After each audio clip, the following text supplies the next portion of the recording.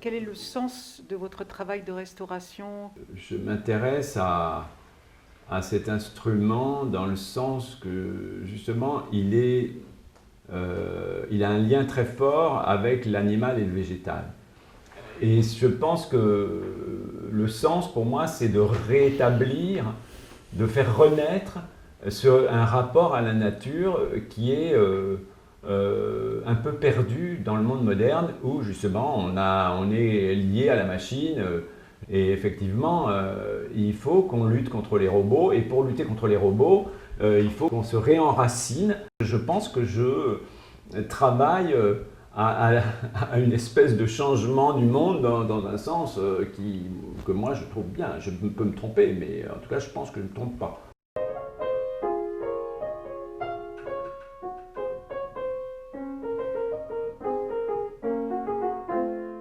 Est-ce que c'est la complexité du piano qui rend le piano si mystérieux? Oui, mais pas seulement.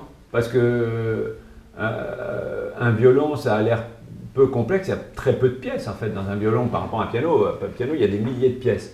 Mais c'est quand même complexe parce que finalement, justement, c'est le mystère de la nature, ce qui fait qu'un morceau de bois, comme dirait Peggy, dans le bois, on travaille dans l'éternel. Et ça veut dire que, tout simplement, si vous ratez votre coup de ciseau à bois quand vous faites un chevalet de piano, si vous le ratez, c'est pour toujours, c'est pour l'éternité. Vous ne pouvez pas le réparer. Si vous le réparez, il y a un collage, et le collage, il sera là aussi pour l'éternité. Chaque pièce est singulière, chaque bout de bois est singulier. Et ça, c'est un miracle constant. Mais on oublie les miracles parce qu'il y en a trop, en réalité.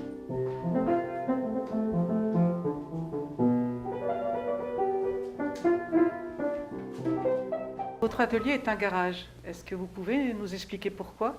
Il est localisé dans ce garage parce que le grand-père de ma femme a fait construire ce garage en 1928 et que il est mort depuis un certain nombre d'années et les locaux se sont libérés et j'ai pu en profiter. Avant, j'avais un atelier à Vitry, voilà. Vous avez été aussi mécanicien, professeur de philosophie, peintre en bâtiment et encore. Oui, j'ai fait de la charpente, j'ai fait de l'artisanat, je fabriquais des petites miniatures qu'on vendait par l'intermédiaire d'un copain sur les marchés ou à des boutiques qui les vendaient. Enfin, j'ai fait plein de boulots manuels, petits boulots comme on dit, des petits ou des gros, mais pas très longtemps. J'ai même fait des pizzas, j'allais chercher des voitures en Angleterre que je restaurais. Voilà. Avec le piano, le coup de foudre a eu lieu à quel moment? Avec le piano, ça a commencé plus tard, avant les années 80, où je faisais partie d'un petit groupe, où il y avait une chanteuse, j'ai écrit quelques chansons, etc. Bref. Son compagnon était vraiment super branché dans la restauration de piano, et on avait restauré un piano pour faire des tournées, quoi. Et moi, j'ai commencé à apprendre à ce moment-là. D'accord. Mais pas autodidacte, quoi.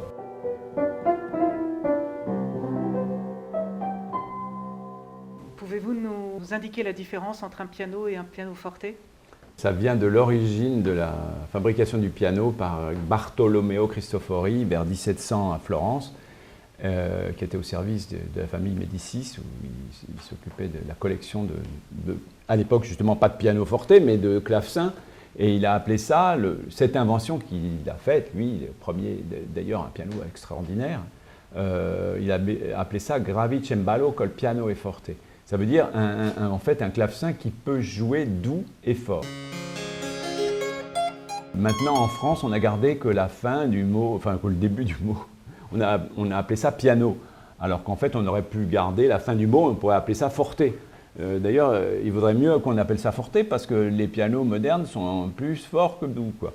D'ailleurs, dans un dictionnaire rigolo sur la musique, il y a un gars à l'époque de Chopin qui dit le piano forte s'appelle piano depuis que tout le monde le joue forte. Je trouve ça très drôle et absolument vrai. Souvent, j'aime pas trop les pianos très modernes qui peuvent jouer presque que fort.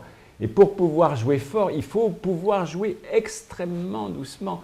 Il faut qu'un piano puisse faire un pianissimo presque inaudible, on n'entend presque plus rien. Et là, c'est la merveille absolue. J'aime les pianos anciens parce qu'ils justement ils jouent plus facilement piano, ils sont moins puissants.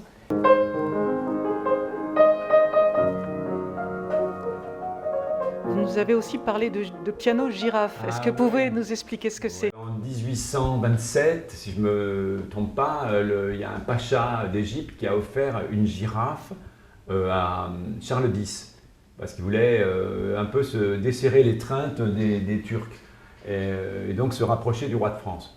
Et cette fameuse girafe a débarqué à Marseille et a traversé toute la France, etc. Bon, après, ça a eu un retentissement dans le mobilier, dans la vaisselle, il y a eu une sorte de giraphomania.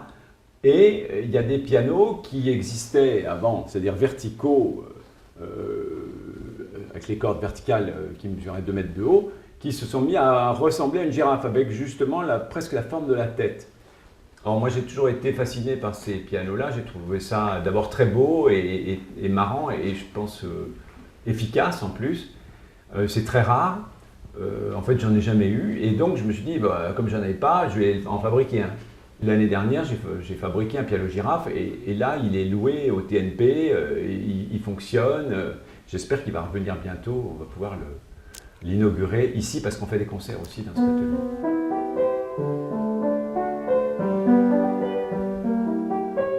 Les pianos sur lesquels vous travaillez, est-ce que vous avez des préférences, des coups de cœur? Est-ce que ceux que vous restaurez, c'est la même chose que ceux que vous accordez, que ceux que vous fabriquez? Bien sûr que j'ai des préférences et des coups de cœur, ça serait difficile de ne pas en avoir. Il y a des pianos qui vous fascinent, il y a des pianos, vous entendez une note et elle est merveilleuse, vous pourriez l'entendre pendant des heures. Et d'autres, toutes sont moches presque, mais même le plus mauvais piano du monde, il a quand même quelque chose de bien. À chaque fois, il y a au moins une note qui est bien. Et une, c'est déjà mieux que rien, quoi. Et c'est déjà beaucoup, parce qu'un piano électronique, il en a 0 de bien. C'est-à-dire qu'elles sont toutes bien ou moches, c'est-à-dire c'est ni bien ni moche. Et ça, parce que en fait, ça manque de présence. Et ça, c'est un drame absolu, quoi. Vous ne pouvez pas tomber amoureux d'un robot. Vous pouvez tomber amoureux d'une femme qui n'est pas belle, mais d'un robot, vous ne pouvez pas. Même si elle n'est pas belle, elle a peut-être un œil qui est pas mal, ou une oreille, ou l'ongle du petit doigt de pied qui est charmant. Et les pianos, c'est pareil.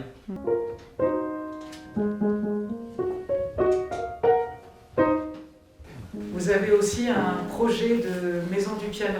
Ah ouais, ça c'est très très important, ça me tient à cœur parce que je voudrais faire un lieu où on pourrait jouer sur piano d'époque, donc toutes les œuvres. Par exemple, on pourrait avoir le piano de Maurice Ravel qui a écrit sur un Erard à cordes parallèles, comme j'en ai quelques-uns. Et il faudrait avoir un piano très proche de celui qu'il avait. Et ça veut dire qu'on se rapproche des compositeurs de ce qu'ils avaient dans l'oreille. Moi, je suis prêt à vraiment à me payer de ma personne, à prêter des pianos, à faire des conférences. Je suis capable de parler du piano, de parler de la mécanique, de parler de la facture, de la façon dont c'était fabriqué. Et aussi des compositeurs. J'ai fait de la musicologie dans les années 70 et voilà, puis ça m'a toujours intéressé. Tant qu'on est surpris, ben, on a encore envie de vivre, quoi, voilà. Le projet, c'est de fabriquer un cercueil en forme de piano. Oh non.